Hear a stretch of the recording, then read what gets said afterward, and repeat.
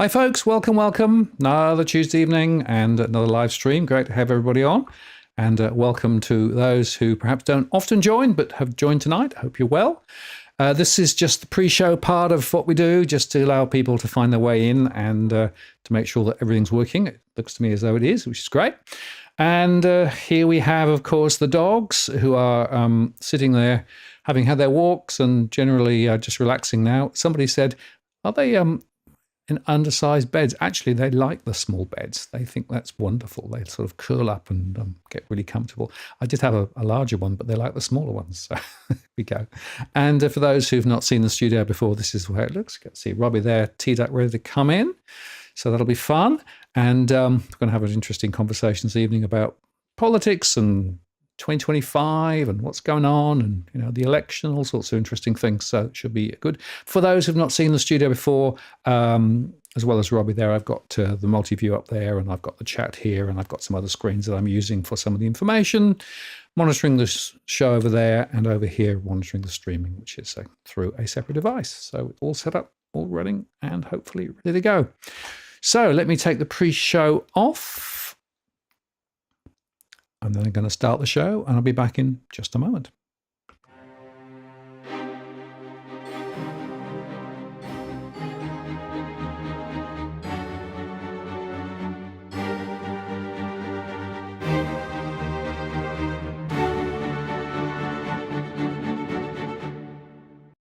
Well, good evening and welcome to this live stream on the 14th of January 2024. It's Martin North here from Digital Finance Analytics. Great to have you on the show tonight, and welcome to another live stream. We do this every Tuesday evening, and we have all sorts of guests on covering all sorts of different aspects of finance and politics and all those things. But one of the best guests that we have, one of the most popular ones is Robbie, and I'll bring Robbie in just a second. Just before I do that, let me remind you that we don't provide specific financial or legal advice. It's a general conversation only.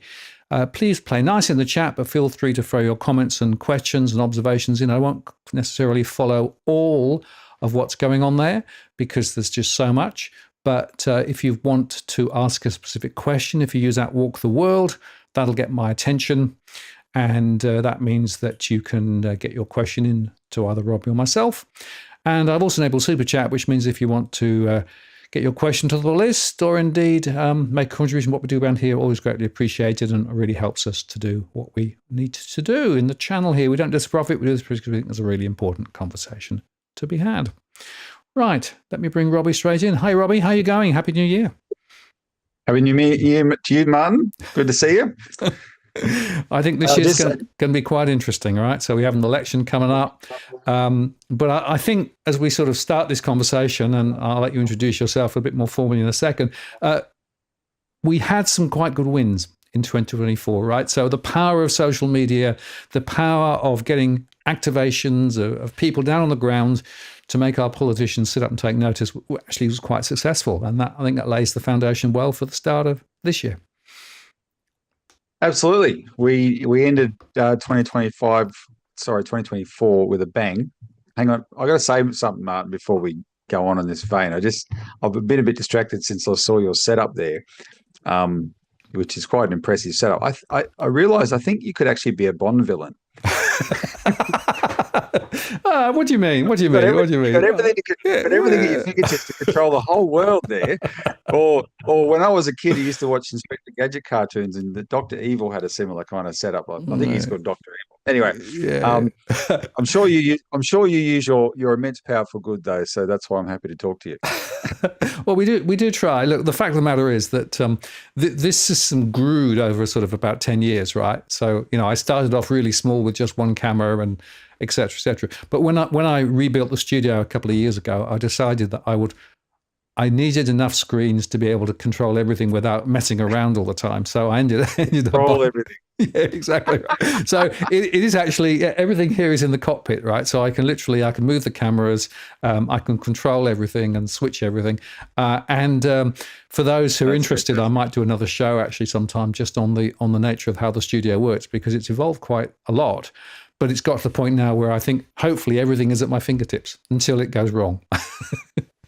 Well, you're irreplaceable. Anyway, back to 2024.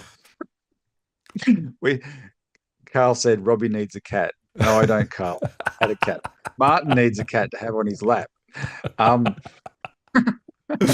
Very good. Back to 2024. Yeah, we ended the year with a bang. You and I spoke a couple of weeks before the end of the parliamentary year. And that last week of Parliament was quite extraordinary. And it started off with, in fact, we might have talked on the first I think we talked on the second day of the last fortnight, if I remember right. And that's right. So it started off with what we already covered, which is the government itself moving to dump the mis and disinformation bill, the MAD bill. Yeah. And that killed it off. And of course, that was already in the wake of the Trump election victory, which was a whitewash, and that put paid to that kind of thing in the United States, or it certainly strengthened the hands of the biggest critics of that. You've now seen, as an aside on that, you would have seen what's his name, Mark Zuckerberg's big mea culpa, complaint. He's now the victim, of course. It's very interesting that he actually admitted that the fact checkers were as biased as everybody else, right? Which is exactly our point.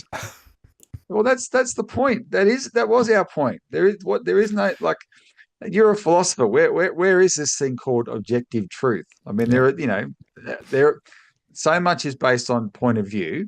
But anyway, they didn't want to accept that. Now the rug's been pulled out from under that. Seemingly, they're going to come back.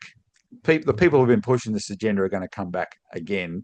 But the driver out of the United States seems to have been fully exposed at the moment. So it'll be interesting to see how that played out. Certainly here from a political standpoint, that was a massive victory for the people who value free speech and a massive defeat for the government. And then it was followed up by this extraordinary last week of Parliament, where in the last day, 40 bills were rammed through in the Senate in one day. 40 bills. Now, one of our mutual friends, Senator Jared Rennick, who was there when it happened, told me that there were 120 votes in the final day. 120 votes. Now, every time they vote, if you watch Parliament, they have to ring the bells, and that ringing goes for a minimum of a minute, often 4 minutes, and then they've got to sit in there on the yes or no side, and then they've got to be counted. And so if there's 120 votes in a day, there's no time for scrutiny, no time for debate. They took time out to say goodbye to Simon Birmingham, the Liberal leader in the Senate who announced his retirement. But it just made a joke of the parliamentary process. You can only do that sort of thing, Martin, when all the deals have been stitched up behind the scenes. And this is something that our party, if the Citizens Party ever got into Parliament, we want to change. Parliamentary debates should mean something. You should have the opportunity to change your colleagues' minds by the power of your argument in Parliament. And that just doesn't happen. It's all about the wheeling and dealing that takes place. So anyway, that happened. And in the middle of that, one of the things they got through was this social media ban for under 16-year-olds. And what that sets up, and it'll be interesting to see how that collides with this setback to the internet censorship agenda, because what that sets up, the social media ban, is, because it has to be figured out how it's going to be done now, is whether we're going to have some form of identification process that we're all going to have to be exposed to be online, right? Not just the under 16-year-olds, of course. The whole digital, mandating some form of digital ID. So they ran that through. But I do have good news, because it wasn't, in the middle of all that, it wasn't all bad. And one bill that got through is one bill that actually, unlike a lot of the others, did receive intense scrutiny because it came from us. And that was the RBA reforms bill. And you and I talked about this quite a few times on the show. This was the bill where Jim Chalmers wanted to legislate to repeal the Treasurer's, his own power to overrule the decisions of the RBA. And from the very beginning, when this bill was put up, Senator Malcolm Roberts, I remember, gave a speech in Parliament and said, what politician in history has ever proposed to give away his own power? I don't want this power. I don't want this power. He's Frodo. He's Frodo going up into the whatever it's called, Mount Doom or something. Haven't watched the movie for a while. Going to throw away the ring. I don't want this power. I don't want this power. And because with great power, of course, Martin, comes great responsibility. And And the whole point of this power was it was legislated by Curtin and Chifley 72 years earlier, so that unelected bureaucrats didn't control the whole country. That the greatest power in the country, which is the money power, had to have ultimate democratic accountability. And Jim Chalmers was proposing to give that away and entrench the Reserve Bank as a financial dictatorship and of unelected technocrats. And we led the opposition to that. Anyway, so thanks to us and the Greens, in this case, the Greens played a very important role. That was going nowhere. That bill was going nowhere. And what Chalmers was desperate to do was salvage his reputation on it. And so he said to the Greens, what do you want? They said, well, if you got to drop the repeal of Section 11, you got to keep that power. You got to keep Section 36 power, which is Section 36 is whereby the RBA can direct the private banks as to the kind of lending they can do. Not specific loans they must make, but the kind of lending. And I think we've been advocating for a while that's a power that should be used. The RBA could have used that many times over the last period to rein in the investor lending that has driven up house prices in Australia and put a bias towards first home buyers and things like that. They could have done that, and they haven't done it because they've helped to create the housing bubble. So they were going to get rid of that as well, and the Greens said, keep that too, and you can have your bill. And Chalmers, just so he could say he got these RBA reforms bill through, he dropped the two most important parts of the bill, and he passed this thing that's just mainly just about the question of this second board, this governance board that they've set up. So we regard that as a significant victory for our campaign to stop him giving up that Section 11 power. And that power now still resides with the Parliament, and that's the most important thing. So that also happened on that very last day, and therefore that ended up being a significant victory for a fight that had occupied us for about 18 months in the middle of all the other stuff we were doing. Yeah, and it was a complex year. Of course, we had the regional banking inquiry, which ran for quite a long period of time. And there were some very powerful recommendations at the end of that process, and the banks were really shown as not working for Australia rather than against Australia. And I have to tell you that it's gone a bit quiet since the regional banking inquiry recommendations. I thought there was a sort of a normal window when things would begin to happen, but it seems to have gone very, very quiet. Well, we had some indications that some stuff was being looked at. The first recommendation was that there should be a banking and cash guarantee. People should have guaranteed access to banking services and to cash. That was the first recommendation. The second recommendation was for an expert panel to look at a postal bank. And the third recommendation was to make, these are the big three, was to make the banking code of practice mandatory instead of voluntary.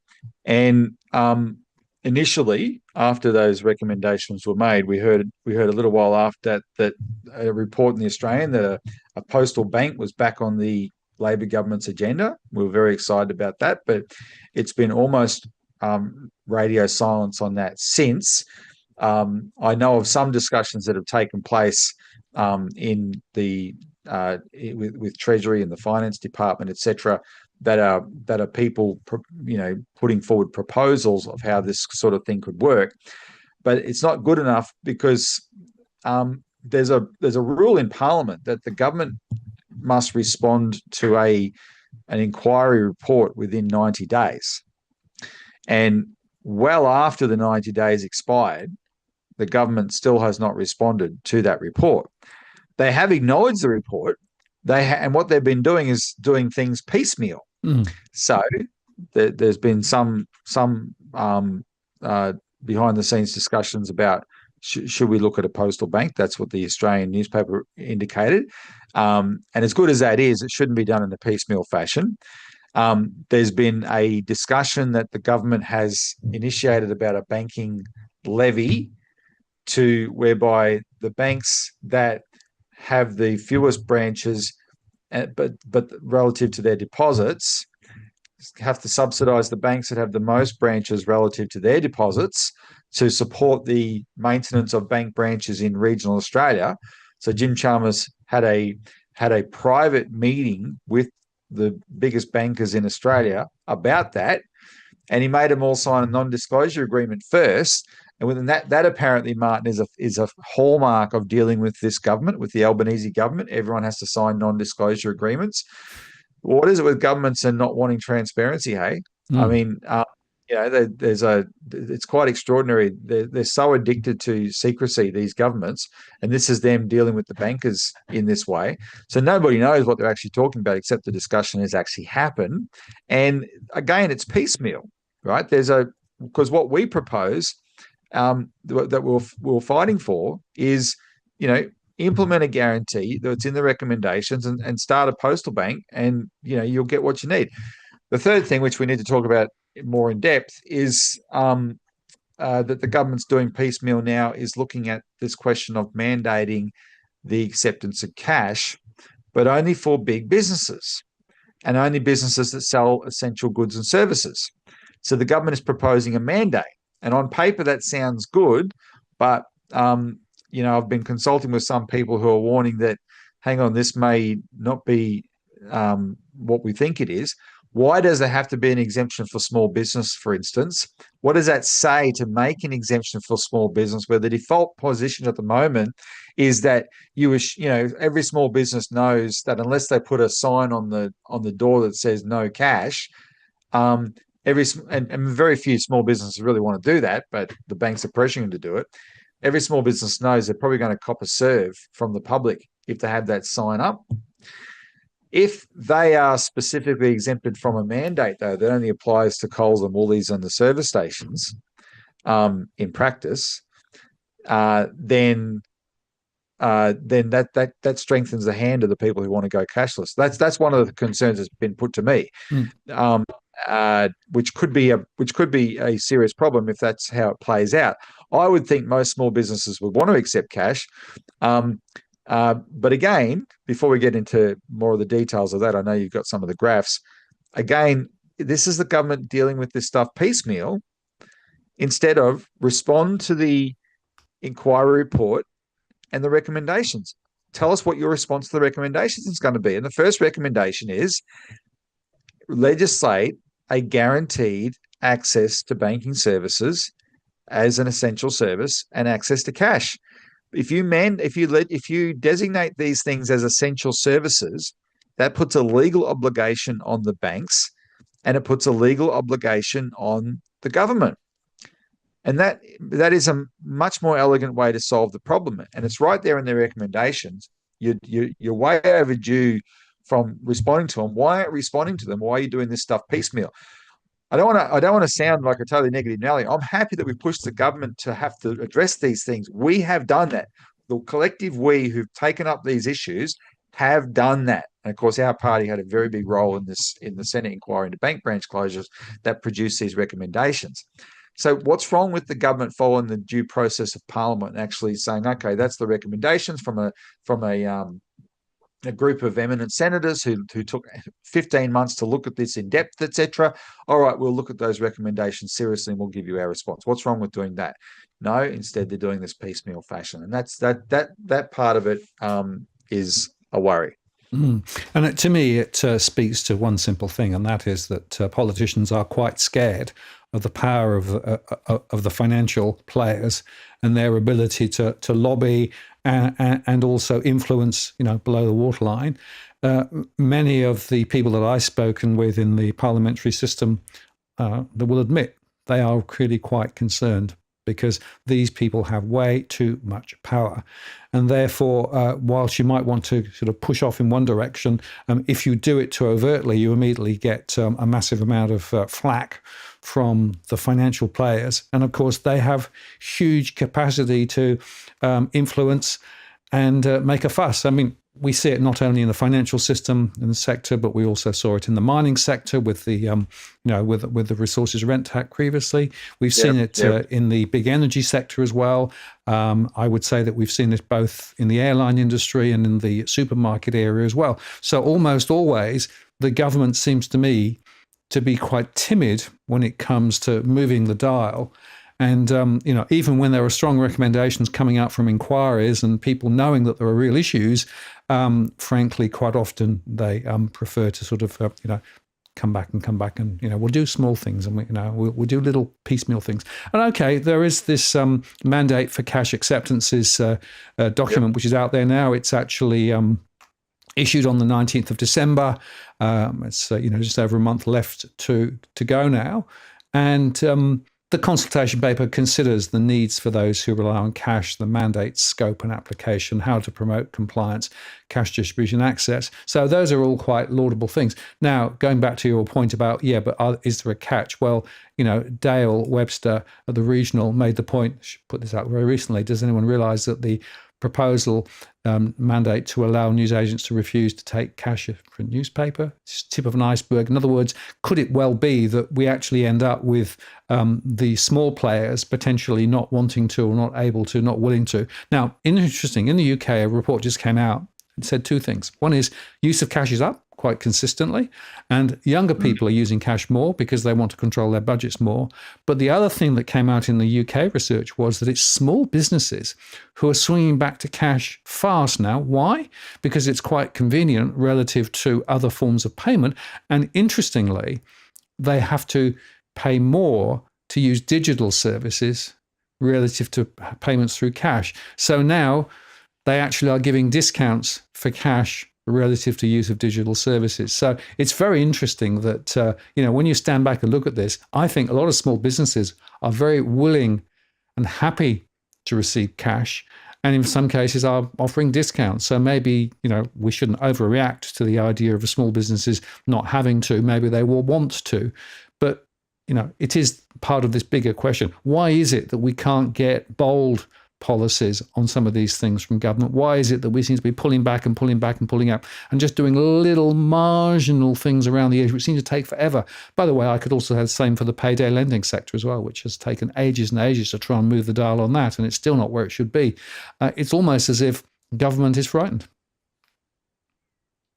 Government is frightened. Part of the problem, Martin, is these parties of government, as the two major parties in Australia like to call themselves, Labor and Liberals, the parties of government, and they look down their nose at all the other parties on the crossbench, which is now, collectively almost the same size as each of the two major parties, but they are the parties of government ordained, by the same divine right that the old kings of England had to be to share government.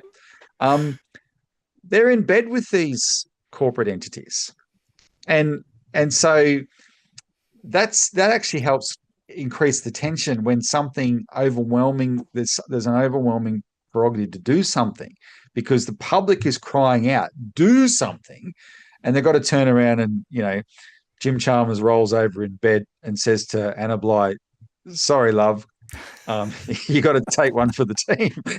There could be a problem here, and Anna Bligh says, "No, I get paid by the banks not to let them take one. You got a war on your hands, and do you want us to run ads against you like the mining industry did that you referred to with that resource rent tax, which were very clever ads, by the way."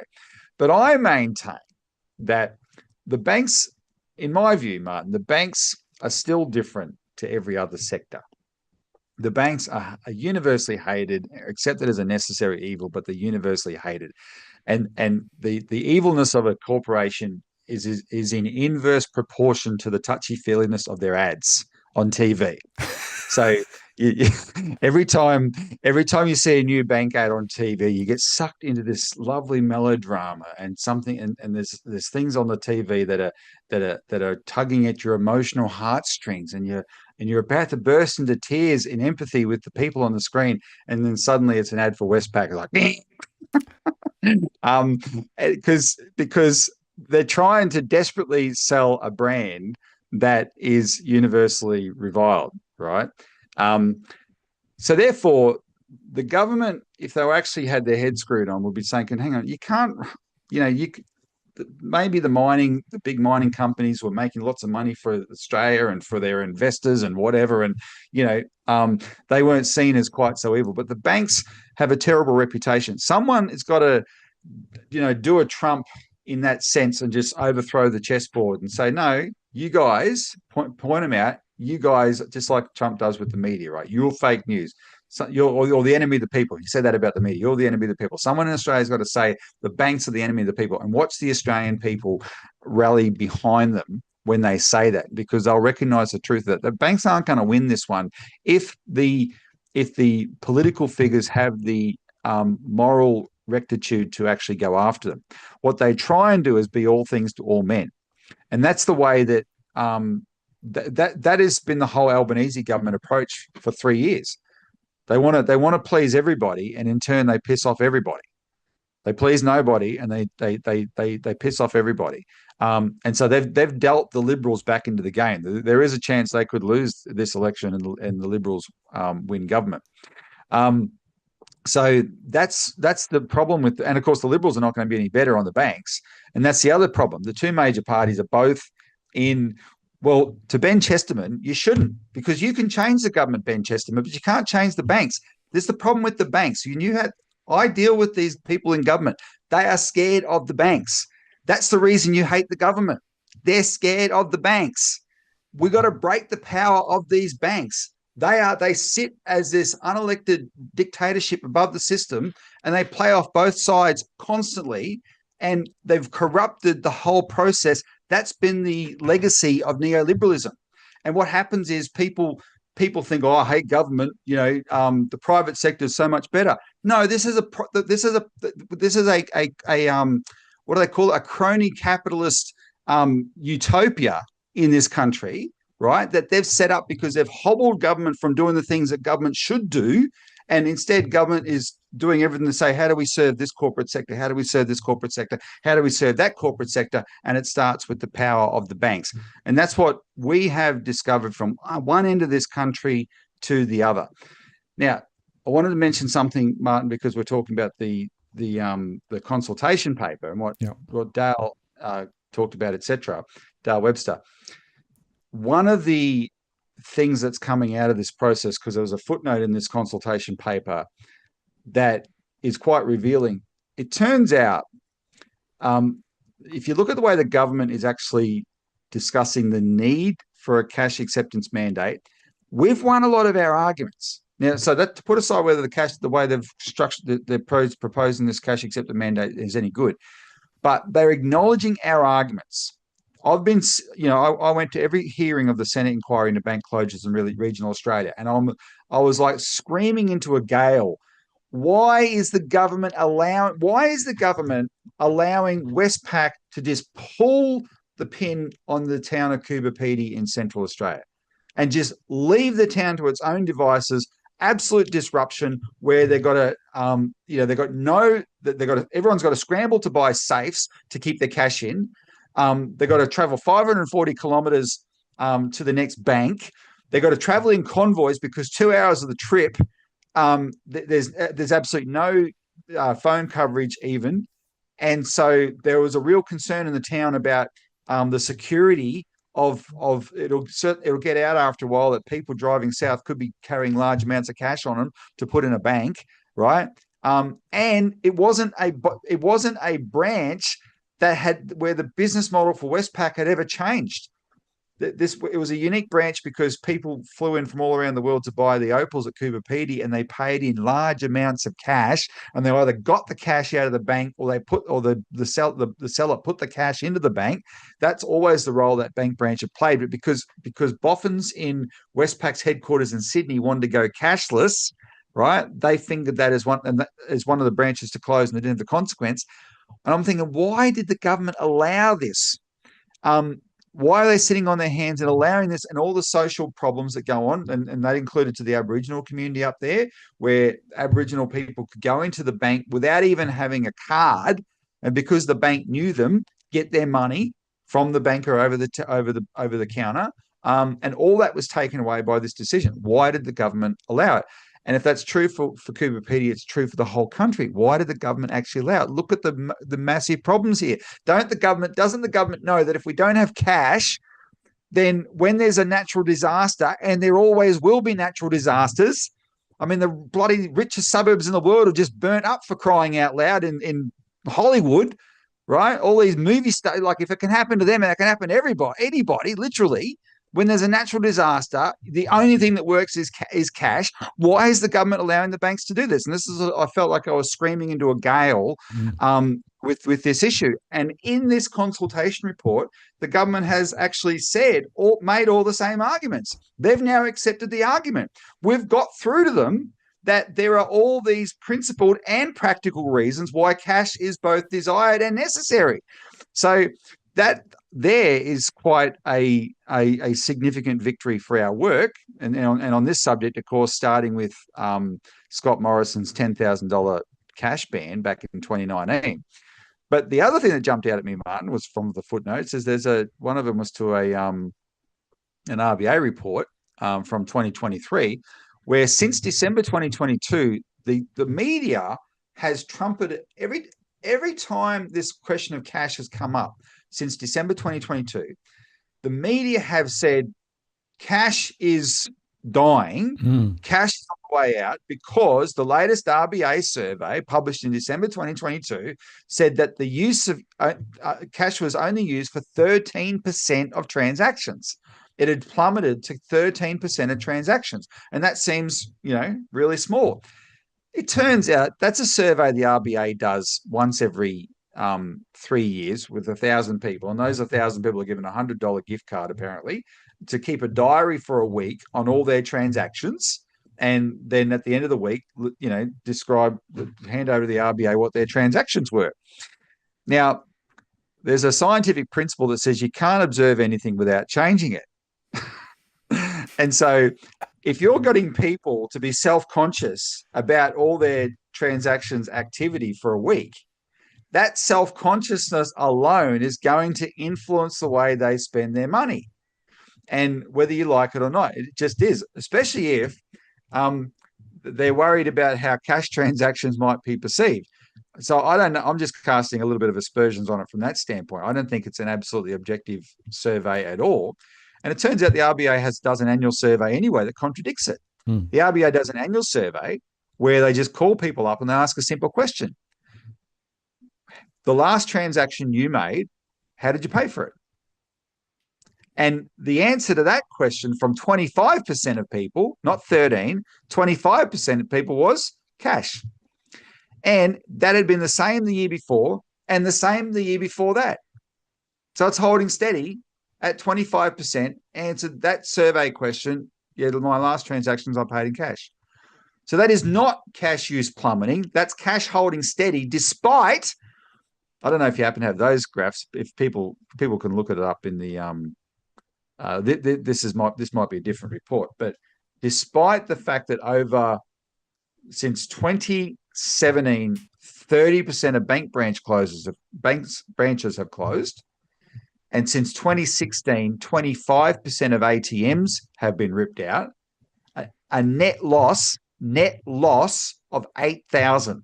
So even though you've had private ATMs come and replace the bank ATMs, because more bank ATMs have been ripped out, and there's been private ATMs replace them, it's a net loss of 8,000. So despite having many, many thousand fewer bank branches to access cash and 8,000 fewer ATMs to access cash, cash use is holding steady at, according to that RBA survey, at about 25% of Australians randomly surveyed say my last transaction was in cash, right? So that destroys the whole premise of that argument. And this is something that this is a great scam that the banks, aided and abetted by the RBA, have been running on the Australian people through these false newspaper headlines trumpeting the demise of cash. Yeah, and just one other point, of course, when you look at the percentage of transactions, the other point is that the volume of transactions has rocketed And the reason it's rocketed is because it's actually more convenient now with tap and go and those sorts of things. So in fact, total transaction volumes have risen. So when you actually start seeing the percentage of cash use coming down a little, it's still going up in absolute numbers. Yeah, that's right. So despite the fact we've got less branches and less ATMs, people are still using cash. And again, in the UK, the survey showed the reasons that people were using cash was, one is when they're under financial pressure, they feel more in control of their finances by using cash. Secondly, banking systems have tended to crash and burn. And that makes it quite hard sometimes to be able to use. And then, as you say, in the case of natural disasters, and we've had a fair share of those in Australia and other places around the world too. Then the electronic systems no longer work, so cash is useful for that as well. So there's a whole bunch of reasons why cash is an important element. It's also a human right, and it's also at the moment it's legal tender. So therefore, by definition, it should be there, right? So for all those reasons, this cash stuff is a really important discussion. And whilst you're right, a lot of the media are still saying, "Oh, well, cash is going out of business," blah blah blah. When you actually look and see, well, who's saying it? Well, of course, the banks are saying it. Why are they saying it? Because there is a cost. There is a cost for the banks handling cash.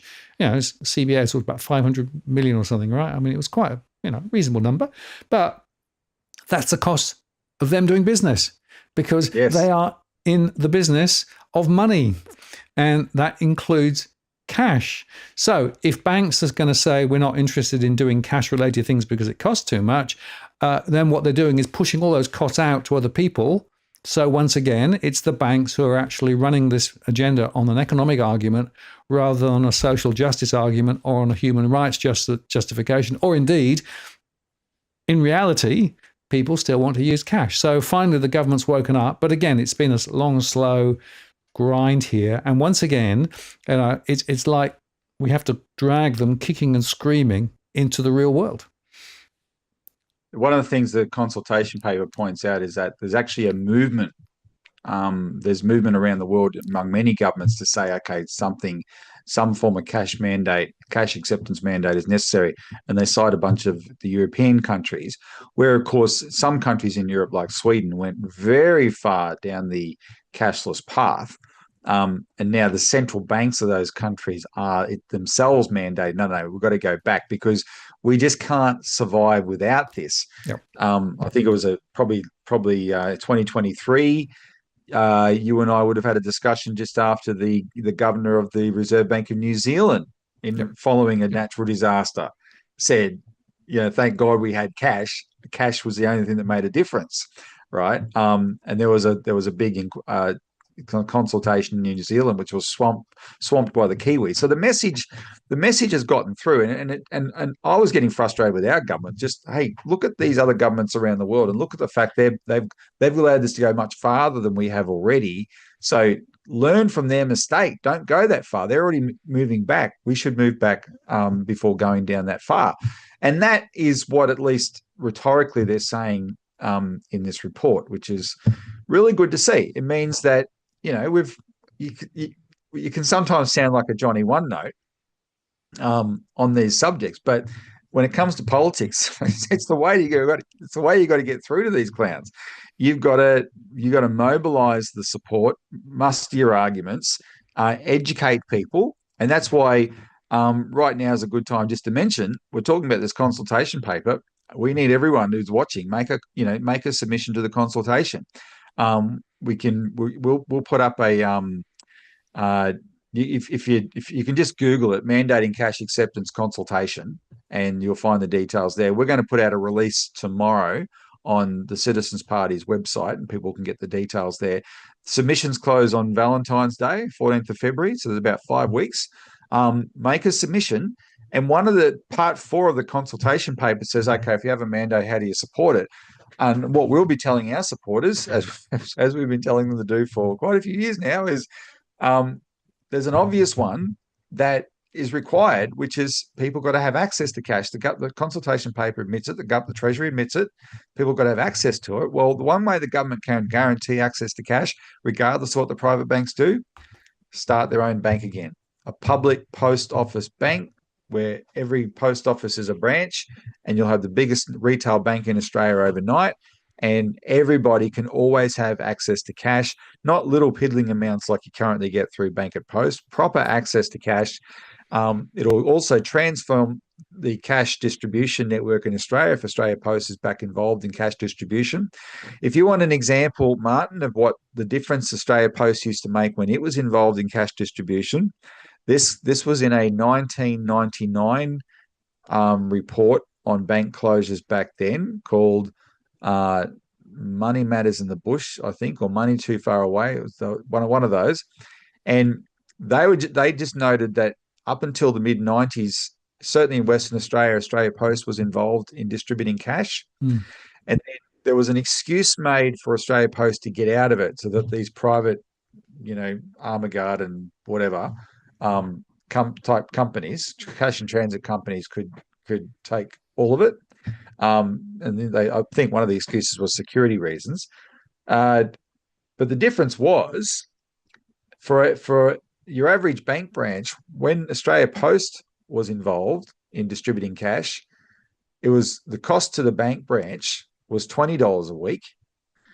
When Australia Post got out of it, that cost to the bank branch went up to $600 a week. And that was back in the mid-90s. Went from $20 to $600. That's huge.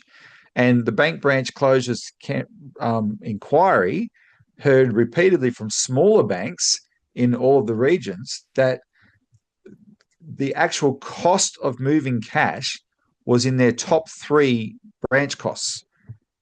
Just the cost of moving cash was consistently in their top 3 branch costs. So if we have a postal bank where Australia Post once again gets to use its infrastructure as well to help move cash, you can actually solve that problem, I believe, as well. Make that process much more efficient and cheaper for the people of Australia and for the network to actually work. So if our argument is, okay, government, if you're going to require businesses to take cash, it's your responsibility to make sure they have ready access to source it and bank it. And the best way you can do that is don't go sucking up to the private banks and say, please keep your branches open. You force them to compete with you again, because it worked brilliantly last time and it'll work brilliantly again. Yeah, and one other factor, of course, is there's always the question of deposit bail-in. And in other words, if you've got your deposits in a private financial institution and they get into difficulty, in theory, they could convert that deposit into equity in the bank, which isn't necessarily good. But if you actually put deposits with Aussie Post, which is a government-backed entity, then basically you've got government security on your deposits. And I suspect there will be quite a big flood of money towards Australian Post Bank, or whatever you wanted to call it, if it was established, because it's safe and secure and easy to access, more branches than any other type of entity. Of course, the problem we have at the moment is that Australia Post is being run by people who only consider it to be a parcels business and are actually thinking of closing Australia Post outlets, when in fact they should see it as a huge asset, and that asset, to the benefit of all Australians, could be very powerful if it was actually harnessed appropriately. And that's what you just said is the real worry, because the clock is actually ticking on this proposal, because the current management of Australia Post is gunning to gut it. It's being run by ex-Woolworths, Subway and McDonald's executives who, and this blows my mind. I mean, they don't have so the Woolworths guy who's the CEO, Paul Graham, so he's a logistics guy. He knows how to move trucks around. Good on him. So he has at least that experience. But aside from that part of his experience, he didn't run Woolworths. He was just one of their executives. Now he's running Australia Post. Aside from that experience, he's the people under him that deal with the post office network have no experience in the post office as a business. It's like I said, they're former McDonald's and Subway executives, and 2/3 of the network are run by these small businesses. They're called licensed post offices, and we have a mutual friend, Angela Cramp, who's the leader of the licensed post office group from your old hometown of Wollongong there. And they are screaming from the rooftops that if something is not done about the way Australia Post is being managed in the wake of Scott Morrison bullying Christine Holgate out of her job as CEO, whom Angela Cramp and the licensed post office group described as the greatest CEO Australia Post ever had. They're saying now with this management, if something is not done, the postal network will collapse. They've already announced that they're going to reduce it by hundreds of post offices down to 4,000, which is the mandated level they're required to have. And at the moment, they've got over 4,250. So Australia Post has already said there's 250 communities, and most of these will be probably outer suburbs of the major cities that are going to lose their post offices. And so that's already on the cards. And then they don't have to close down the others. They'll end up achieving their closures by just allowing them to wither on the vine and go bankrupt. And the postal operators will close the post offices themselves. That's what's on the cards here. And we'll go from this beautiful network where we have a map we like to use, which one of the best features of this map of all the post offices in Australia is this sprinkling of freckles up the middle of Australia that no other private business matches. They're all post offices there. And no business that's purely run for profit would do what Australia Post does. But the Australia Post footprint has the best distribution in the country. And it's a service that serves all the people of Australia. And we could lose all of that if something's not done. And the government's sitting on its hands again, trying to say, oh, no, Australia Post is supposed to be run as an independent corporation, etc. And by the time something goes disastrously, then there'll be all sorts of, shucks, nobody could have seen this coming, etc. Whereas that's a lie. They're being warned about it. And there's a beautiful solution on the table. If you want a system where Australia Post is a government corporation that's supposed to run at a profit, which it has been since 1989. Before that, it was just a branch. It was just a division of the Postmaster General's Department, right? That's what Australia Post for a century was. But they come up with this idea, this model of it's going to be a corporation. It's got to run at a profit.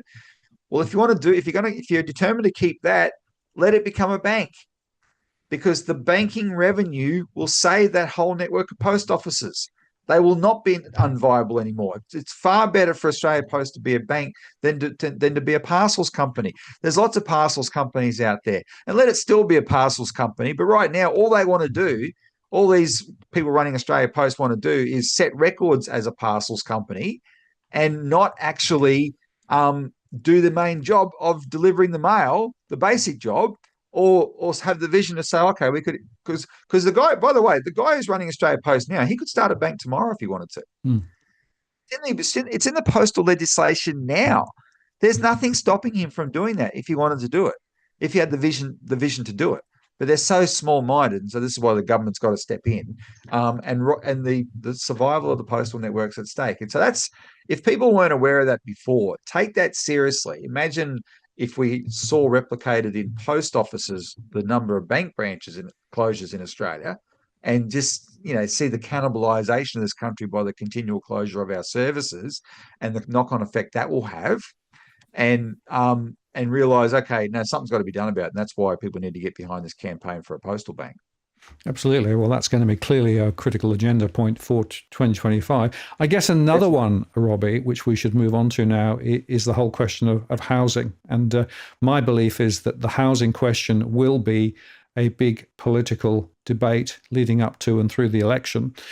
We've got some indications from both sides now of the major parties in terms of what they're thinking, which is not much at all, really. The 1.2 million homes is an aspirational target that's going to be very hard to deliver. We've still got migration pumping out a lot of people. Dutton over the weekend said he wanted to reduce migration but increase the number of people in the construction sector to try and help. But we are in a situation where this is a real problem. There was an article over the weekend was talking about the great Australian dream, now a nightmare, and highlighting the fact that a single Sydney-sider would now need an income of $234,960 just to afford a loan for the average Sydney home. In Melbourne, a bit easier, but not a lot easier. And basically, they're saying that this is really becoming a bit of a nightmare for single income households. And, the cost of living, of course, is a real issue. And interestingly, one of the observations was that now some people are now saying, well, I'm never going to own a property. So I made a show called The Great Australian House Nightmare. And I highlighted it through my stress analysis, which, by the way, I'm going to be discussing in more detail next week on the show here and going into the postcode detail. But, we've gone off the rails here with housing, and it's a massive, massive issue. Now, you mentioned earlier on that the RBA, in theory, has the power to direct banks to lend in particular parts of the market, which is something to bear in mind. But the whole housing thing is really, really major problem. And of course, we had the old Claire O'Neill story. I don't know whether you saw this, but Claire O'Neill was on Triple Hack, and basically what she said was that they really had no interest at all in seeing house prices fall. And I'll tell you a little story about that. I actually made a show about this and made another post quite recently. And Claire O'Neill's press team reached for me and said, "You're misrepresenting what she said." And I said, "Oh, really?"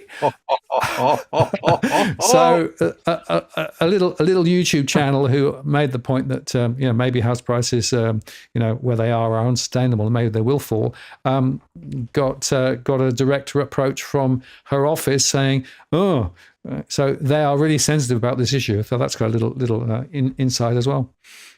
Don't be coy. You are the great Martin North. You are the data scientist consulted by 60 Minutes in times past. Your name has weight, sir. Not a lot, but anyway, I still preach the gospel. Look, we are in an unsustainable situation with regard to housing. House prices relative to incomes are completely distorted. They've been distorted because of bad lending policy and the banks pumping more and more money into the system, bad government policy because of what they've done. You can list a whole range of situations, but I believe that housing will be a critical election issue. I'm just not sure that either major party has much in the way of solutions to it. No, they don't. And this was born out. There was an article that Shane Wright wrote in the Sydney Morning Herald, just I think 1st or 2nd of January. Where I think this was, I think he was reporting on the cabinet papers. So that every 1st of January, the cabinet papers from 20 years ago are released, and the cabinet papers showed that the government of the day in 2004 was advised by the Treasury to correct a mistake they'd made 4 years earlier or 5 years earlier, because 5 years before that, Peter Costello had famously introduced a 50% discount on the capital gains tax. And that discount combined, that was in 1999, combined with, this is my view, combined with a change the RBA made in 1998, where they got the Bureau of Statistics to remove the value of land from the calculation of the CPI, the Consumer Price Index, and inflation. So that happened in 98. Peter Costello introduced the capital gains tax in 1990, discount in 1999. And then in 2001, to win that election, John Howard introduced the original first home buyers grant of, I believe it was $7,000. Doesn't seem like much now, but at the time it was actually not insignificant because house prices were nowhere near like they are now. And the combination of those three drove this flood of money into the market. So, well, the combination of the last two. So suddenly there was all these extra first home buyers assisted by the government, but all these investors came in thanks to the capital gains tax discount, and the banks were seeking them out. Suddenly this was a greater investment opportunity. And so the demand for housing went beyond the need for housing. They artificially created that. They created an extra demand that went way beyond the actual need for housing. And so what happened? The house prices went up. And as the house prices went up, thanks to what the RBA had done, it wasn't showing up in the CPI. And therefore, instead of the RBA raising interest rates to dampen this, the RBA was able to keep dropping interest rates, which is what they did in the wake of the dot-com bubble burst. Every time one of these bubbles burst, and in 2000 it was the dot-com bubble, in the wake of that, drop interest rates, etc., until just before John Howard lost office, when interest rates started going up significantly, which is one of the reasons he lost office, and there was a cost of living crisis. People may not remember this, but Kevin Rudd got elected on the back of a cost of living crisis, and that was on the back of these interest rate rises. But those are that in a sense is the proof that this was a bubble created by government policy. And in 2004, the Treasury advised the Treasurer, Peter Costello, and the Prime Minister that your capital gains tax discount has created a problem. We have had an enormous explosion in house prices in this country, which is not sustainable and has made housing unaffordable. You need to fix it. And those cowards who had an opportunity to fix it 4 years after the event or 5 years after the event chose not to do it. They said, oh, we'll let the states deal with it. And now it's 24 years after the event, and it's a much, much, much bigger problem to fix.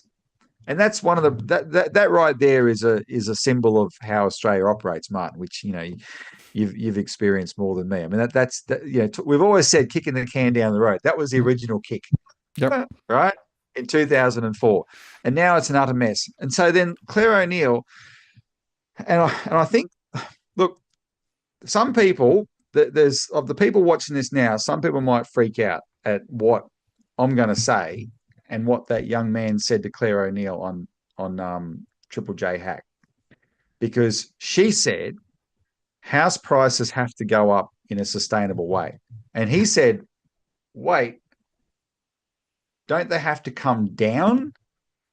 We young people will never be able to afford a house unless they come down." And I don't know, they've got to go up. And there was enormous reaction to her among young people. This is the stuff revolutions are made of. If the baby boomer set in Australia cannot look themselves in the mirror and realise that whatever I think I'm worth, my own next generations are priced out of this most important of assets, the thing that puts a roof out of your head. And so it can't be worth you feeling like a millionaire to make your grandkids homeless. And then if you stop and think about it, it's all relative. You may think you're sitting on a $2 million asset. Well, how are you going to realize that asset? Sell the damn thing, unless you want to go move to one of those little tiny Tasmanian towns where no one lives anymore and you can pick up a place for, 150 grand now or whatever and live there. You're going to spend $2 million buying a new one. It's a completely relative amount of money. The issue is not, people should not fight the idea that house prices have to come down. I'm now a house owner, and I think they've got to come down. We can't fight that. We've got to look it in the face and go, okay, there's a problem here. How do we actually address that problem in a way that doesn't destroy the country? And there is a way. And this is something I've talked about on your channel in the past.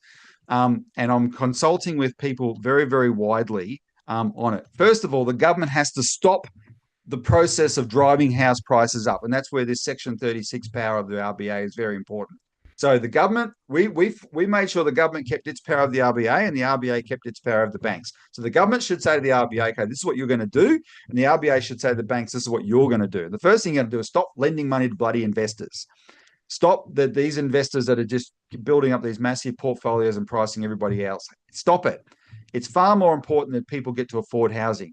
But stop all the things that actually keep propping up the prices. If you take away the props, you don't have to. I mean, this, it's even scary to say it, I know. But if you take away the props, let the thing crash and let the dust settle. Let the chips fall where they may. But there are powers the government has and the RBA has to make sure this is an orderly process. If it happens, suddenly we go through a 2008 style crisis where this time in Australia, our house prices do crash. People are desperately going to want our policy. What's going to freak them out is the idea that we should try and engineer it and make it happen, because we're at this social catastrophe level in our society because of what we've allowed to happen here, right? And what the RBA has the power to do is step in, and if the government puts on a mandate that a moratorium, that nobody loses their principal place of residence.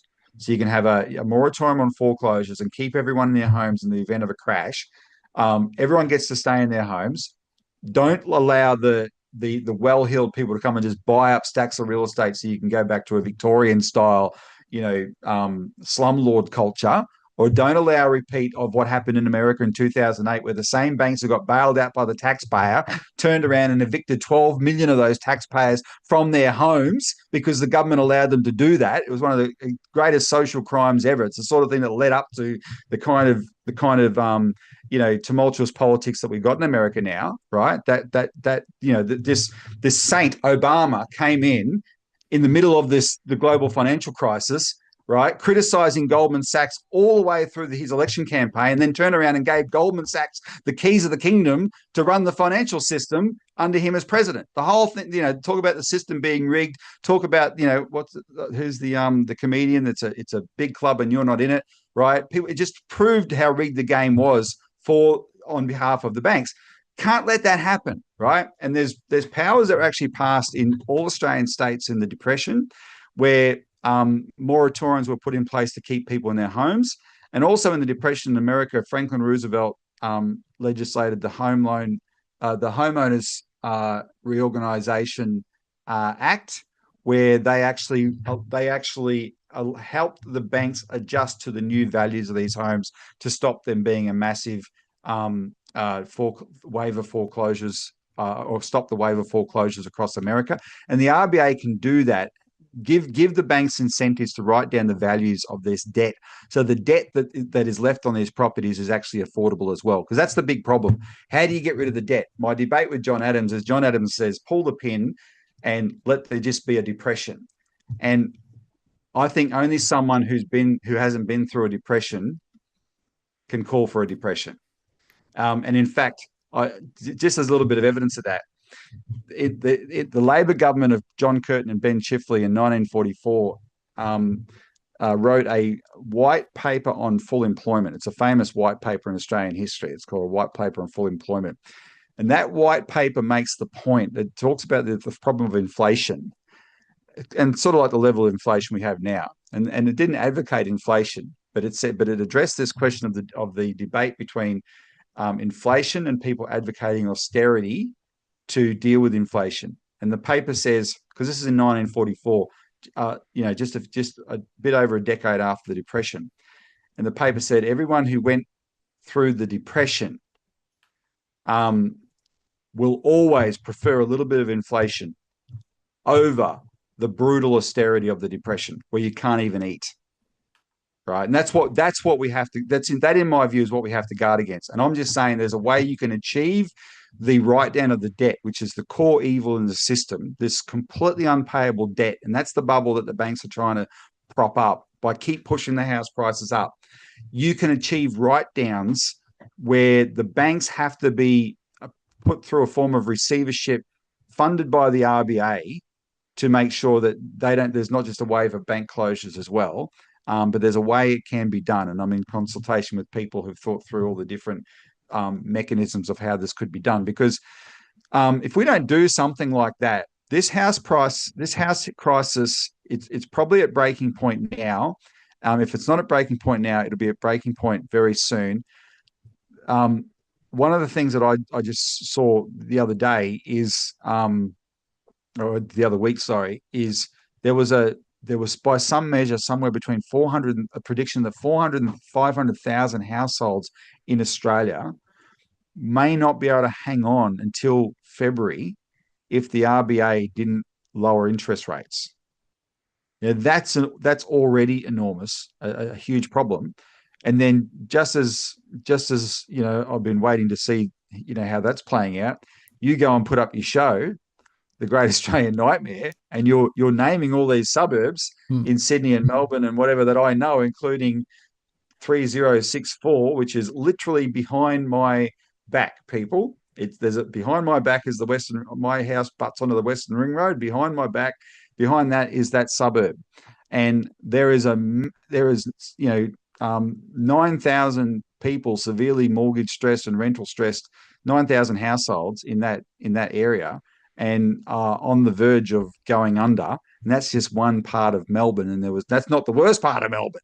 There's Tarneet and Hoppers Crossing, and there's down in Cranbourne and those places that you name. And they're the Melbourne ones that I recognise. Bunch in Sydney, I recognise Liverpool, etc. And this is an enormous problem. And you're going to be manipulated election time by politicians who are going to come along like carpetbaggers and butter you up with these ideas that you can have it both ways. You can have your multi-million-dollar house values that make you feel financially secure, which is just a fictitious relative thing, and we'll do something. We'll pay lip service to do something for housing affordability for those poor young people. No, we won't. The young people are stuffed, and if we don't do something much bigger, and in a society where your young people are stuffed, this is what revolutions are made of. That's a warning. Yeah, absolutely. And in fact, there was a super chat earlier on talking about the risk of social unrest and, will there be heavy-handed government intervention to try and stop that? We are there will be at a tipping point with some of these issues. And I do think that the housing issue is probably one of the most significant. And it's not being understood by those in government circles, maybe they don't want to understand, that some of these postcodes that we talk about, there are lots and lots of people now really up against it. Now, they're not going to fall over immediately, but that's why the spending is a little way down from where it normally is, because people don't have the capacity to spend in these particular areas.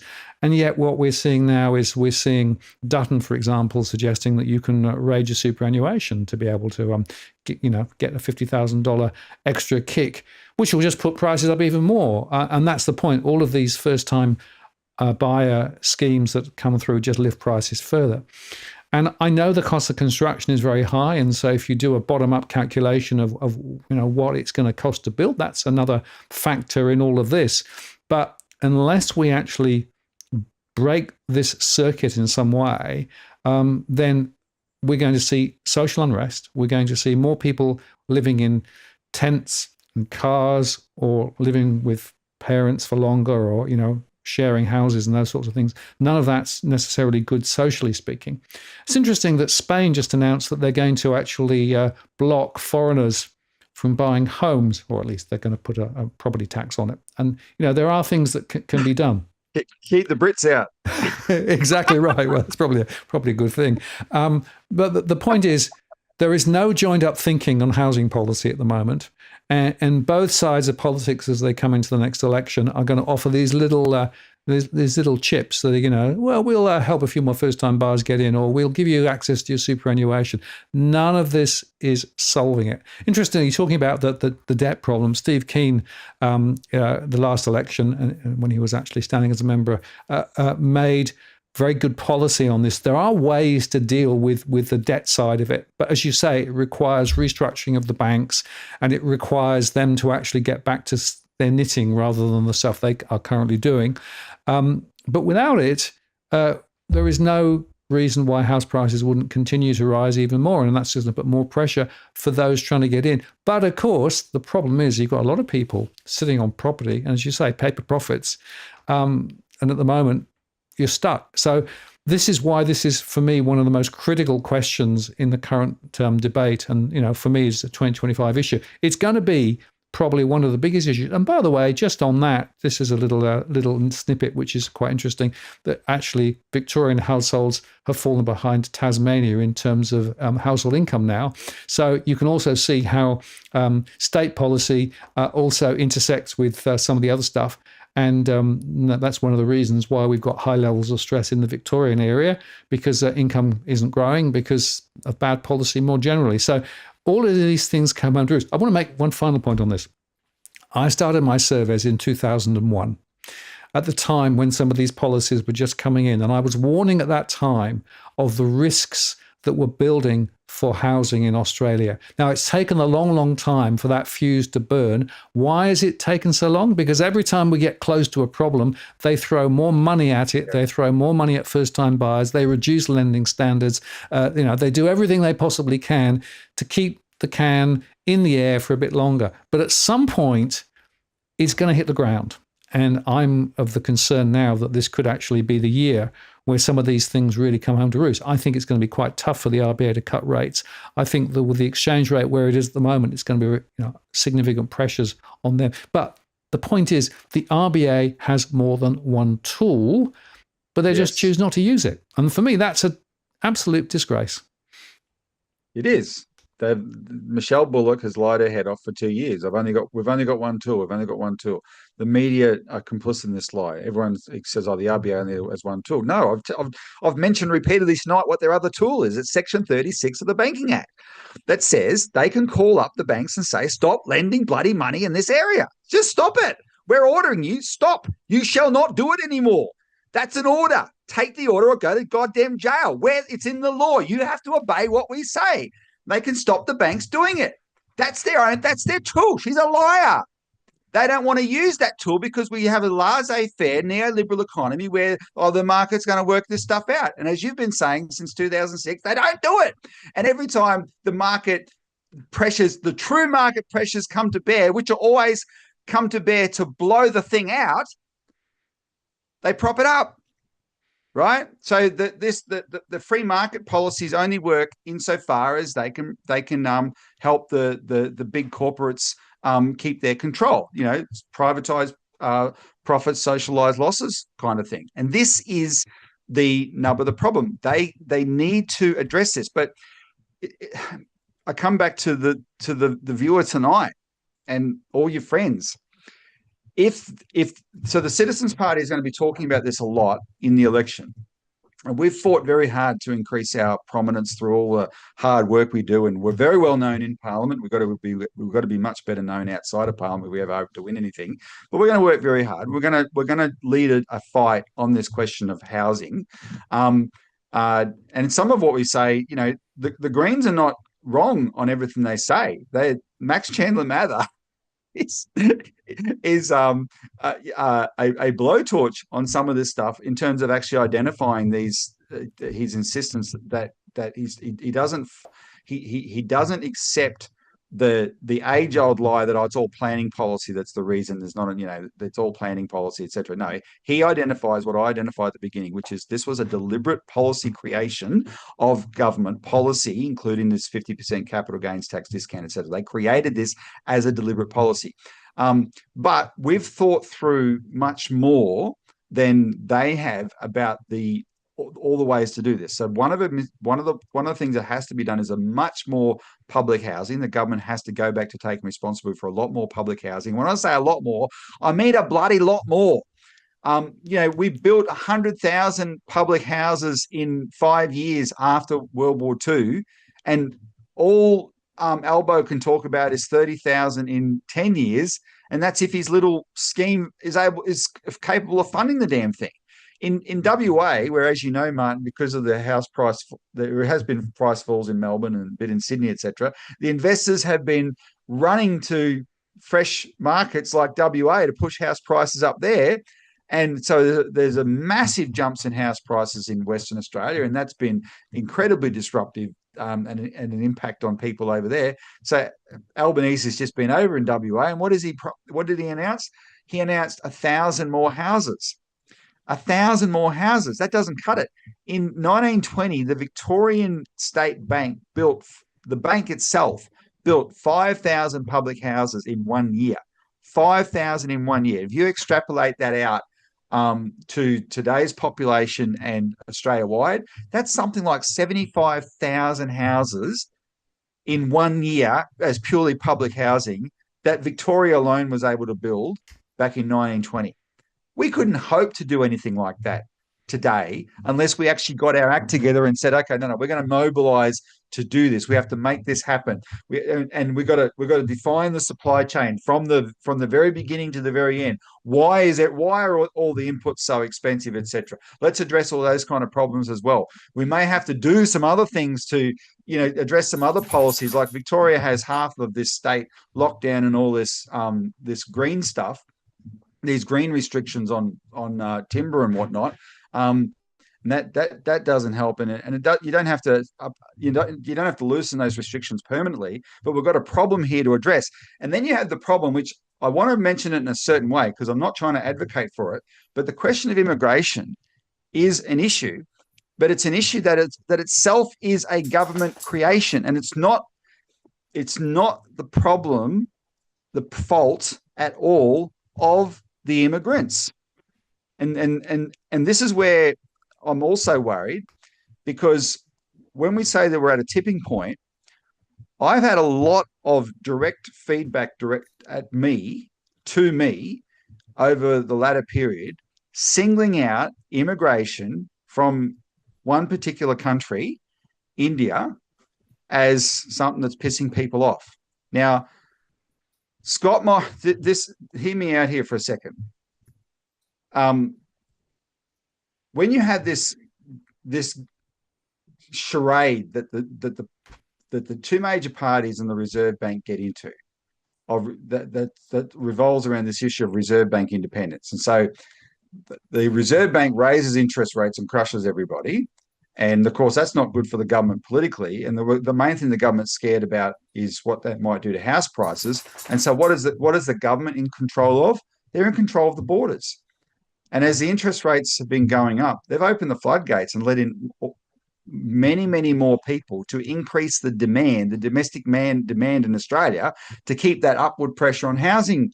And those people have come from one country in particular because Scott Morrison went and did a deal with that country to do that. Now, good on those people for looking for a better life, but that's your government.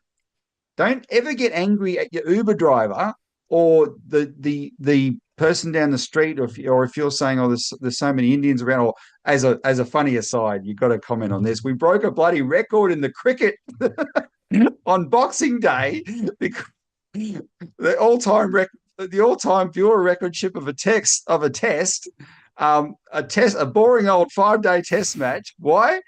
Because so many Indians live in Melbourne now, right? And it broke all the records, and it was a spectacular thing to see. But that actually reflects how big the population growth from one country has been in India.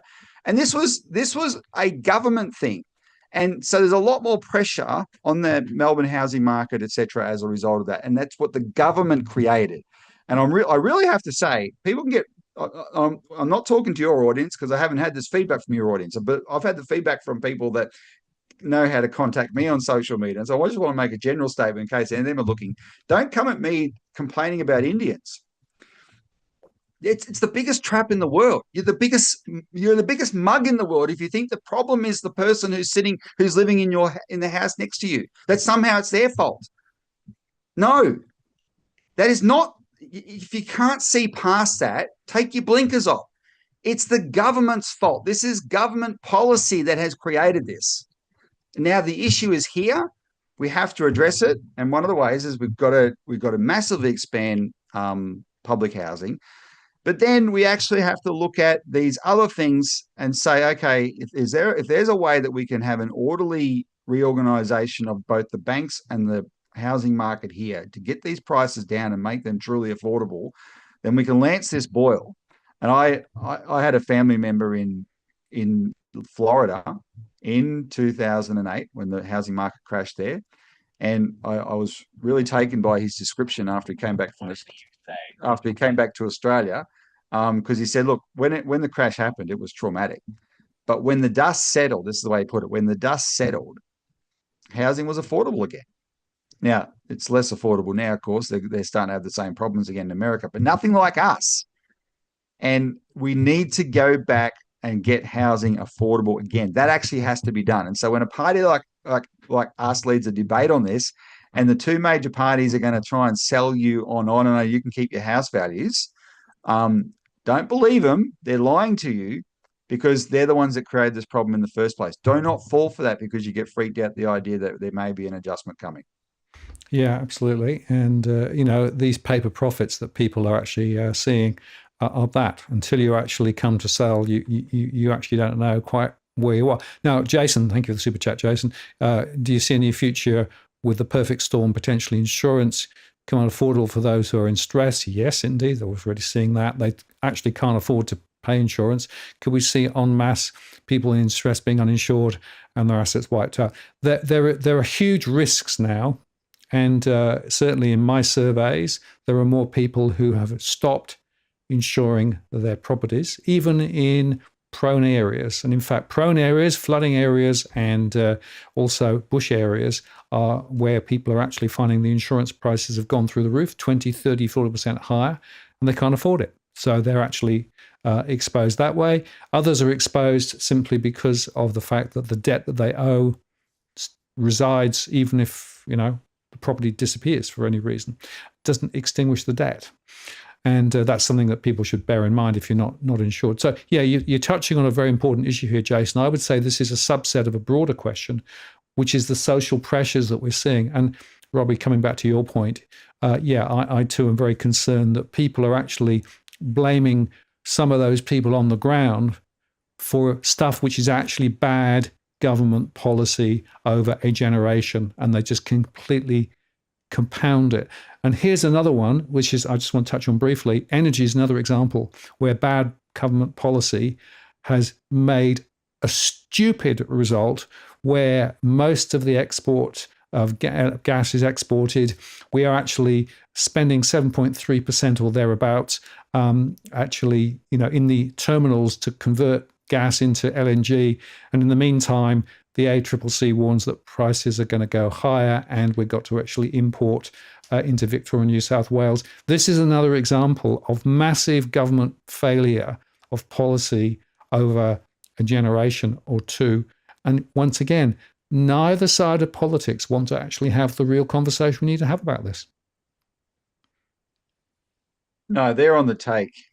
I mean, this is, it's not even a policy failure. This is outright corruption, what was done here with the gas issue. Outright corruption. Outside of the global banking cartel and the Australian banking cartel, I mean, the global energy cartel, the big, the Seven Sisters oil cartel and all that kind of stuff. I mean, that has been where the real power has been held for so long. And we used to have a form of we at least had an aspiration to be independent from that as a country. And I might have mentioned some of this last time when Gough Whitlam legislated the Petroleum and Minerals Authority for Australia, which was to develop our own oil and gas resources. And then, of course, he was sacked by the Queen for his troubles. And it actually had something to do with that. Buy Back the Farm was freaking out. I mean, here's the story. He and Rex Connor had developed this whole plan to take sovereign control of our resources because they're all being controlled overseas. And they needed the $4 billion. They wanted to borrow $4 billion. I mean, that's how much how bad inflation's been. That's what the big scandal was in 1974. Him trying to borrow $4 billion. But he'd gone to the usual creditors in Wall Street and London, Morgan Grenfell, and Morgan Stanley. They were the lenders to Australia traditionally, and they refused to lend. And the whole of Wall Street refused to lend, and the whole of London refused to lend. They went on a creditor strike against Australia, and that's what. And Whitlam wasn't going to back down on this. Rex Connor got up in Parliament in the middle of 1974 when they had the famous joint sitting of Parliament after the double dissolution, and there was an anniversary of it last year. And he got up in Parliament, railed against us. He said, "We're trying to borrow $4 billion against $7.5 trillion of identified resource reserves. This is the safest loan in the history of the world," he said, "and you bastards won't lend it." And so that's when they got, unfortunately, and there's probably an element where they were set up, to end up with this loan scandal that ended up bringing down the government. But he was still trying to re-legislate the Petroleum Minerals Authority just before he was sacked. And then John Howard was the next one to pull a Swiftie, because Australia was self-sufficient in petrol, in oil at the time, actual oil for our cars, and etc. We were an oil exporter, and the oil market in Australia was based on a domestic market, based on the supply and demand domestically. So the oil was coming out of places like Bass Strait, where the Esso gas field was, the oil field was, Esso being ExxonMobil now, right? And so that was coming out of there, and the price Australians were paying for petrol was reflecting of the supply and demand inside Australia. And John Howard, as the Treasurer, conned Australians and said, oh, we need to price our domestic oil and petrol at the world price. It has to be a world parity price, because only then will the market be able to determine the efficient allocation of resources. That's actually what he said. And so because both sides of politics accepted this, we just increased our price so that ExxonMobil, or Esso at the time, could make the world price out of Australia and gouge us even more. I mean, so there's not what we do with this gas stuff. You've got to understand, this is not new. We have always had these two major parties since Whitlam have always bowed the knee to the resources cartel, always. And the thing with the gas is it's now to me, it's at the Irish famine levels. And the Irish famine, I use that example because what most people who've ever heard of the Irish famine, it was when from 1845 to 1849, 4 million, Ireland went from a population of 8 million to 4 million, and its population today is still not recovered to this day. 2 million people starved to death, 2 million emigrated to America and Australia and all around the world to get away from it all. And the poor Irish people were living off the potato, and the potato blight destroyed the crop, and it destroyed them. But that whole time, Ireland was exporting copious amounts of food to England from estates owned by absentee English landlords.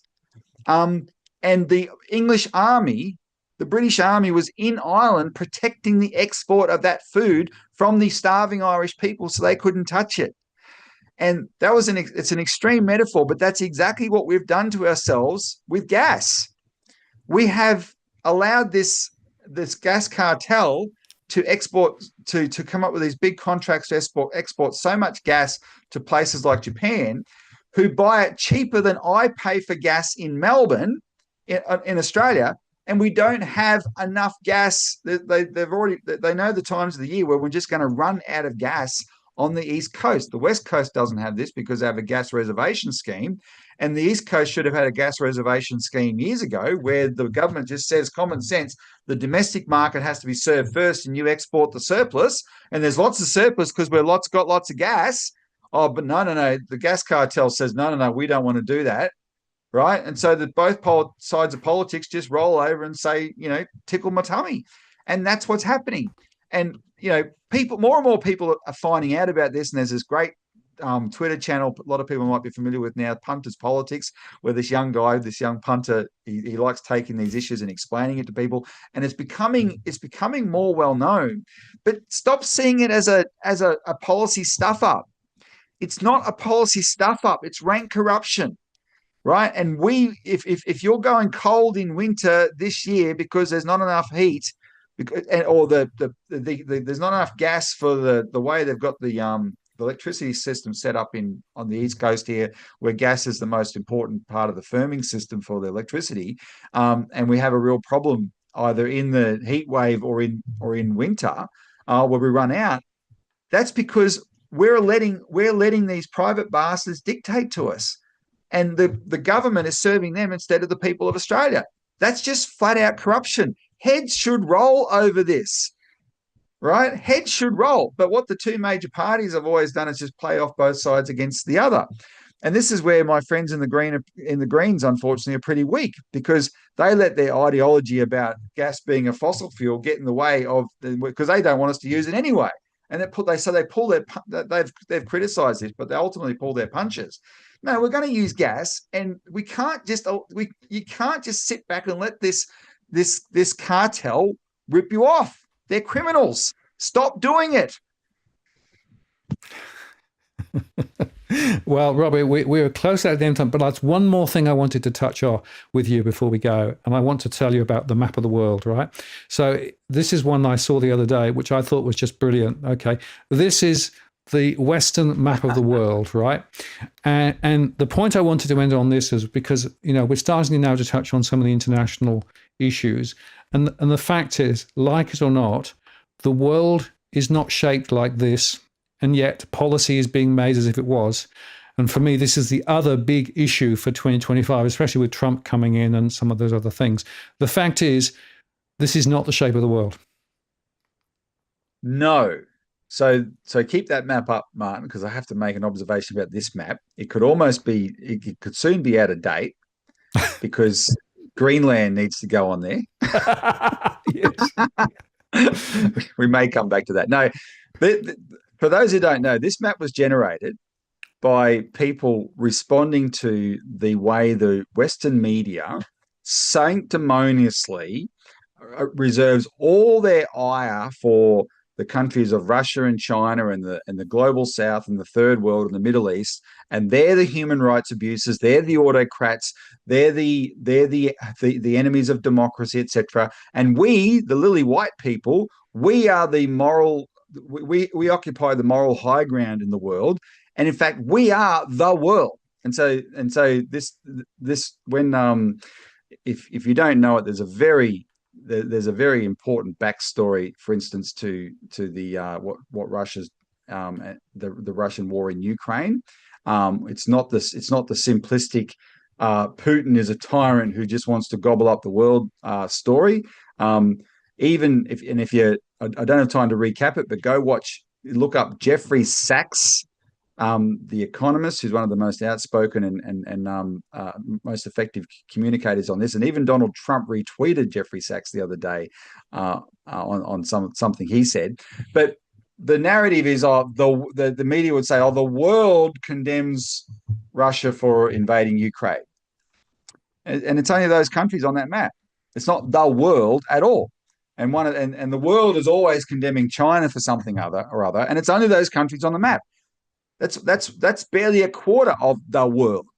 The majority of the world is very much moving in a different direction. And by the way, that little thing above Australia there, that's Japan, in case you don't know. And conspicuously, there's a little dot that should be above Japan that this map, whoever did this map, is a bit incomplete, which is South Korea, which is actually part of this club. Because it's a country that's very much under American control. If South Korea ever goes to war, America controls its military, if you don't know. And if you've been paying attention, look what's happened in South Korea in the last few weeks. This is not democracy. In Eastern Europe, where there's a much more nuanced understanding of the politics related to Russia and Ukraine, etc., you've just had this bizarre situation in Romania, where a politician who was opposed to NATO's war won the election, and so the powers that be in Europe just got the court to declare the election null and void. What is this thing called democracy? And now a French European commissioner has said that if there's two types of anti-NATO parties in Germany, one on the right, which is this thing called the AfD that Elon Musk seems to like, and one on the left, which I forget the name of her party, but she's a very eloquent woman who attacks this vociferously. And Thierry Breton, a former EU commissioner, has just gone on French TV and said, well, if those parties win the German election that's upcoming, we will nullify that as well. What is this thing called democracy? It is a joke. We've gone to war in the name of democracy in the 21st century. We have killed millions of people in the name of democracy as an extension of our moral authority in the world, and it's just not true.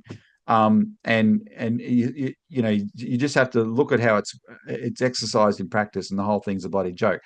So anyway, I'm glad you brought that up, because we now have, just to comment on a couple of things.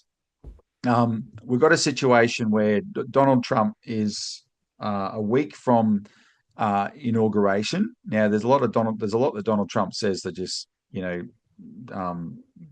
leaves me bewildered, such as Greenland. But one thing he's been consistent about is actually ending this ridiculous war in Ukraine, and he knows that to end it, you've got to actually negotiate the very thing that the Americans and the Brits have stopped the Ukrainians doing for 2 years.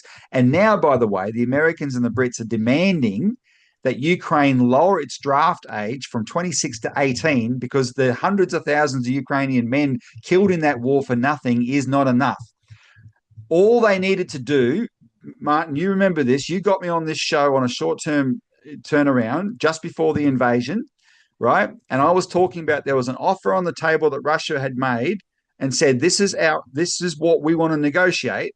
And that included a peace treaty with NATO, a peace treaty with the United States, and just a demand that Ukraine always be neutral, right?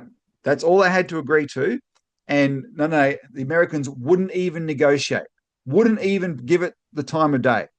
And now, hundreds of thousands, literally hundreds of thousands of deaths later, that the Americans and Brits are still saying to Ukraine, no, lower the draft age to 18 and send more people into the meat grinder to die. And Donald Trump has said he's going to end that. And what we've witnessed is since the American election, we've witnessed something unprecedented, because in his lame duck period, Joe Biden has done everything in his power to poison the well so that the mandate Donald Trump won his election on, he will find hard to deliver because of the things he's allowed to escalate in places like Ukraine, etc. The one that's more urgent for Australia, of course, is the question of China. This is where Donald Trump, or at least the people around Donald Trump, are nowhere near as sensible as on Ukraine. And some of them have this attitude, we need to actually end the war with Ukraine, make friends with Russia, so that we can have Russia join us in a big showdown against China. And it's just lunacy. And what they've done is they've built up Australia as a base. And when America does this, they think of these countries like Australia as unsinkable battleships where they can use this as a base to fight their war from. And if we allow that to happen, if we as Australians allow that to happen, we will be responsible for the destruction of our country just as much as these Ukrainian collaborators are with America responsible for the destruction of their country. This will be the end of our country, because we will be destroyed. Russia and America will go to great lengths to avoid direct engagement, but in a proxy war where we're America's proxy, we'll be blown to smithereens. And unfortunately, we've got no one in the two major parties that's prepared to stand up to this agenda. This is one thing that the Citizens Party has almost been a lone voice on, us and Paul Keating of recent years. Good on Paul Keating for coming out on this question. But this is actually very, very serious. Now, I personally hope that when Donald Trump talks about China, his approach is more like his approach was to North Korea, which is all sound and fury, signifying nothing, because he wants to just, it's the art of the deal for him, right? Get a deal because he prefers to do business to war. And I do think he has a genuine aversion to war. But one sole man alone cannot be the president. And so a lot of these people that he's appointed to his cabinet are really problematic in this regard. And just to bring it home for people, Martin, I'm sorry I've gone on a bit. I just want to mention this. Since the 23rd of December, I've been infuriated, because on the 23rd of December, our Attorney General, Mark Dreyfus, approved the extradition of an Australian citizen named Dan Duggan to the United States on trumped-up charges relating to training that he gave to Chinese pilots back in 2012. And the whole thing is a complete stitch-up. And I don't have time to go through all the details. You can look at the stuff we've said about this on our website.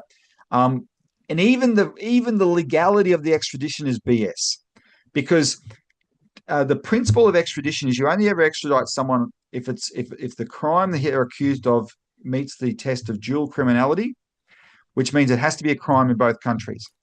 And what the Americans have accused this Dan Duggan of, who was a former US Navy Top Gun pilot, who in 2000 moved to Australia because he met an Australian girl. He married an Australian. He's now got 6 Australian kids and an Australian wife. And in 2012, he became a naturalized Australian. So he's one of us. He's as Australian as my grandfather was, who moved here in 1949 from England, right? And it's the reason I'm here. Or my father. My father was a baby. I forgot about him. He was a baby when he came. He was also born in England. Dan Duggan is as Australian as that. He has an Australian family, but he's been in prison here for 2 years while the Americans have been demanding this extradition. He's had to crowdsource the funding of his legal defense because his wife was going to sell her property on the south coast of New South Wales. It's worth $4.2 million to fund a legal defense. And then the day it was to go through, the Americans had it frozen in court as proceeds of crime. So even though they're up against the most powerful government in the history of the world, that government does not have doesn't want them fighting on a legal level playing field, wants them fighting with one hand tied behind their back. His little kids are now suffering. He's got little kids younger than 10. They're now suffering severe emotional problems because of this total disruption that's happened to his dad. Their dad. He's never broken any Australian laws. He's a stand-up guy, but he's being scapegoated by these people who want to demonize all contact with China and to lay the foundation for a war with China. And that coward of an attorney general used the cover of Christmas to approve his extradition back to the United States. Now, the good news is yesterday his legal team was able to file an appeal because he could have been transported as early as the 1st of January. And if that had happened, then there would have been no time from the 23rd of December to the 1st of January to get an appeal up because all the courts were closed. But luckily he wasn't transported, so that they've now been able to file an appeal, and that will at least delay the process. But unlike in the case of Julian Assange, where there was a lot of effort to make sure he never got to the United States, that even the Australian government, turns out, was assisting behind the scenes to make sure that didn't happen, because they knew that once he got there, then it would be much harder to get him out. Our government has the power over this. It was the Attorney General's decision. But because it's the United States, they've signed off on it. And what this shows you, and this is a warning to all Australians, if the government coming after you is the United States, your government's not going to protect you. That's what this shows. And this is only happening because lunatics, if the American politicians in Congress, Martin, were in the Australian Parliament, everyone on this chat would hate them more than anyone in the Australian Parliament. American politics is the most dysfunctional. The politicians are completely corrupt. They're the scum of the earth. And we're allowing our government to be completely obsequious to these people and their fantasy plans for a war just because they cannot imagine a world in which they have to share power with other great powers like China, like Russia, like India. No. We have to have a unipolar world where one country is on top at all costs, including even if that cost is a nuclear war. That's the world in which we live. And unless we, as a country that actually is in America's good graces, uses that relationship to start to say, hang on, no. The world is not with you. You're going to lose the support of Australia if you keep playing this kind of game, right? Then this is going to get worse and worse and worse. And the Duggan case is a case where this is destroying Australian people now, Australian families. And I want people to all be aware of that. The details are on our website. And if you've been moved by what I said, you can even help the family by donating. Look up Free Dan Duggan, Google Free Dan Duggan, and you'll see the ways you can donate to the family, etc. But this is something that is just completely unconscionable, and it's up to the Australian people to be aware of this and say no. And if you support that kind of thing, support the Citizens Party, including in the upcoming election.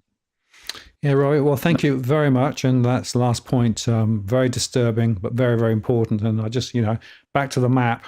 This is not the map of the world, and yet this is the map that basically we're living in, because our politicians don't seem to have their own brain. They seem to be, basically just mind melded to the US. And when the US says jump, they jump, and when the US says, duck, then we duck. That is not the way to run a country. And so, for my mind, 2025 has got to be the year when we actually stand up for the interests of Australia and Australians rather than just the interests of the US, right? And realize that just because it's got a US sticker on the front doesn't necessarily mean it's always good. There are some, very important questions to be asked. The world is a complex and difficult place at the moment. Having politicians in the Australian Parliament who understand what's really going on and make better decisions for Australians is critical. And therefore, I think this year is going to be pretty important, which is why I spoke about the 25 agenda. If people want to find out more about the Citizens Party, where do they go? All right, so we have our own YouTube channel, the Citizens Report. We have a great website resource, citizensparty.org.au. You can follow us on Twitter as well, and also I'm on Twitter at Robbie Barwick. But definitely look out for us more in this election. We're going to be running some pretty high-powered Senate slates for most of the states, and we'll look to have some significant House of Reps campaigns as well. All this is very expensive, of course, and a party like we're not Clive Palmer's party, so we've got a budget, etc., and do things strategically. But we should be much more noticeable in this election than in previous elections. So look out for us and get behind your local candidate, help spread the word, etc. Thanks, Robbie. Well, I really appreciate your time tonight, and you're welcome to come back on any time, either another live or recorded show through particular issues.